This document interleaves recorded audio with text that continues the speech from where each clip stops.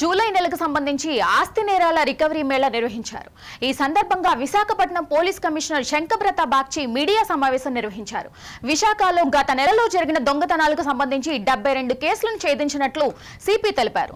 మొత్తం 47,63,000 విలువగల బంగారం, వెండి ఆభరణాలు, 16 మోటార్ సైకిల్స్, 2 ఆటోలు, 271 మొబైల్ ఫోన్లు తదితర వస్తువులను రికవరీ చేసి బాధితులకు అందజేసినట్లు వెల్లడించారు.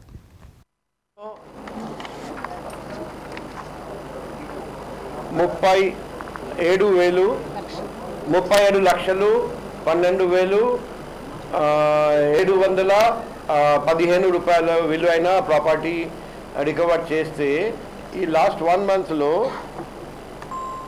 47,63,690 రూపీస్ విలువైన వస్తువులు రికవర్ చేశారు. సో కార్స్ కూడా 72 cars last time cars 16 motor cycles and 2 autos and 271 mobile phones. So ఇంకా బాగా చేస్తారని నేను ఆశిస్తున్నాం. ఇప్పుడు ఇంకొక ముఖ్యమైన పని వచ్చేసి not only crime detection but also crime prevention. ఆ క్రైమ్ ప్రివెన్షన్ చేయాలంటే ఇంతకుముందు till June end 32 crime beats ఉండేది.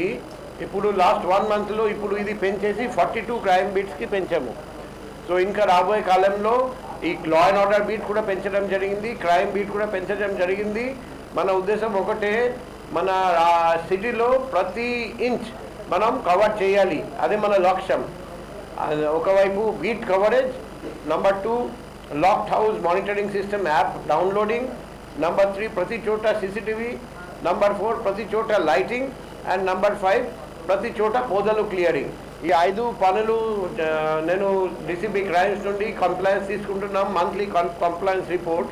మన ఉద్దేశం వైజాగ్ సిటీలో ఎక్కడ దొంగతనాలు జరగకూడదు, అందరూ హాయిగా రాత్రి నిద్రపోవాలి. లాస్ట్ 1 మంత్లో 355 సీసీ కెమెరాస్ ఇన్స్టాల్ చేయడం జరిగింది, కానీ ఇంకా చాలా చేయాల్సి వస్తుంది. మేము ప్రతిరోజు డిఎస్ఎల్లో కూడా ఈ 5 పాయింట్ మీద ప్రోగ్రెస్